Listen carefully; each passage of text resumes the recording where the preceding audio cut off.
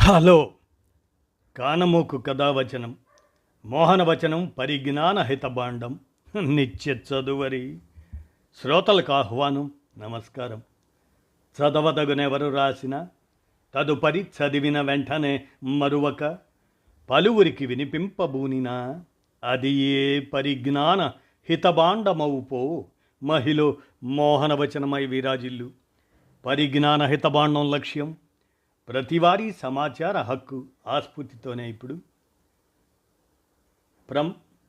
ప్రత్యేక దినోత్సవాలు అనేటువంటి శీర్షికన ఫిబ్రవరి 3వ గురువారం ప్రపంచ మానవ శాస్త్ర దినోత్సవం అనేటువంటి ఈ అంశాన్ని ఎం రామ్ ప్రదీప్ అందజేయగా మన కానమోకు కథావచన శ్రోతలకు అవగాహన నిమిత్తం ప్రత్యేక దినోత్సవాలు అనేటువంటి ఈ అంశాన్ని మన కానమోకు కథావచన శ్రోతలకు వినిపిస్తాను, వినండి. ఫిబ్రవరి 3వ గురువారం ప్రపంచ మానవ శాస్త్ర దినోత్సవం. మనిషే చరిత్ర నిర్మాత. ఒకప్పుడు ఇతర జంతువులతో పాటు అడవుల్లో నివసించి తన మేధోశక్తితో ఆధునిక మానవుడిగా ఎదిగిన వైనాన్ని వివరించే శాస్త్రాన్ని మానవ శాస్త్రం అంటారు. చరిత్ర క్రమాన్ని వివరించడానికి ఈ శాస్త్రం ఉపయోగపడుతుంది. యాంథ్రోపాలజీ, అదే మానవ శాస్త్రం అనేది ప్రాచీన, ప్రస్తుత మానవ ప్రవర్తన, జీవశాస్త్రం, సంస్కృతులు, భాషాశాస్త్రాల గురించి అధ్యయనం చేస్తుంది. మానవ శాస్త్రం యాంథ్రోపాలజీ.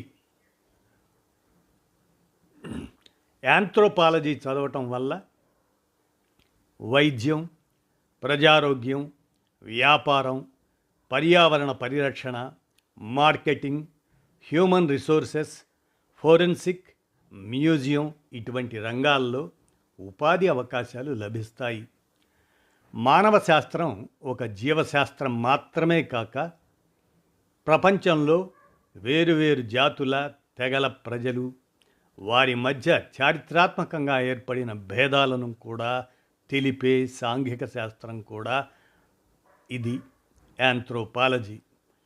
మానవ శాస్త్రజ్ఞులు అనేక ప్రాంతాల్లో పరిశోధనలు చేసి ప్రజలు ప్రస్తుతం ఎలా జీవిస్తున్నారో, పూర్వం ఎలా జీవించేవారో పురావస్తు శాస్త్రం ప్రకారంగా అధ్యయనం చేస్తారు.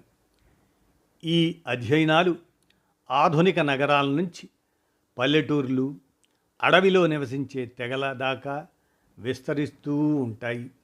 వివిధ సమూహాల్లో జనం సమయాన్ని, స్థలాన్ని, జీవన శైలిని ఎలా అవగాహన చేసుకున్నారో ఈ అధ్యయనాలు పరిశీలిస్తాయి.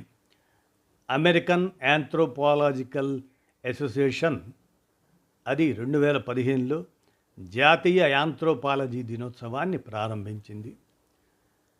మరుసటి సంవత్సరం వారు దాన్ని ప్రపంచ యాంథ్రోపాలజీ దినోత్సవంగా మార్చారు. యాంథ్రోపాలజీ ఒక దేశానికి మాత్రమే కాకుండా మొత్తం ప్రపంచానికి ముఖ్యమైనది. ఇందులో పురావస్తు శాస్త్రం చాలా ముఖ్యమైనది. సహజంగా ఇది ప్రతి ఏటా ఫిబ్రవరి 3వ గురువారం వస్తుంది. ఈ లెక్క ప్రకారం ఈ ఏడాది అనగా 2026 ఫిబ్రవరి 19న వచ్చింది. మనిషి ఎన్నో సవాళ్లను ఎదుర్కొని ఆధునిక మానవుడిగా ఎదిగాడు. దీనికోసం ఎన్నో పోరాటాలు చేశాడు. మరెన్నో రాజ్యాలను ఆక్రమించుకున్నాడు. మత భావనలను దాటి సైన్సులో ఎన్నో ఆవిష్కరణలు చేశాడు. ఎన్నో వ్యాధులకు నివారణ మార్గాలు కనిపెట్టాడు. ప్రతి పూర్వతరం తర్వాత తరానికి అభివృద్ధి చెందిన ప్రపంచాన్ని వారసత్వంగా ఇచ్చింది. సైన్స్ అభివృద్ధితో దేశాల మధ్య సరిహద్దులు తొలిగాయి.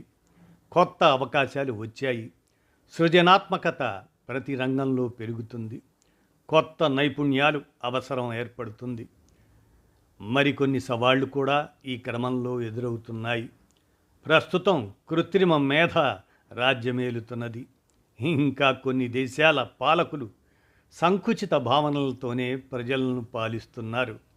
ఇంకా ప్రపంచాన్ని యుద్ధమేఘాలు ఎక్కడో ఒక చోట ఆవరిస్తూనే ఉన్నాయి. ఒకవైపు పెరుగుతున్న మతోన్మాదం, మరోవైపు వాతావరణ కాలుష్యం ప్రపంచాన్ని తిరోగామి దిశలోకి నెడుతున్నాయి. ఈ నేపథ్యంలో మనిషి తన చరిత్రను పురోగామి దిశలో పయనింపజేయడానికి ఎటువంటి చర్యలు తీసుకుంటాడు అనేది ఒక ఆసక్తికరమైన ప్రశ్న అవుతుంది.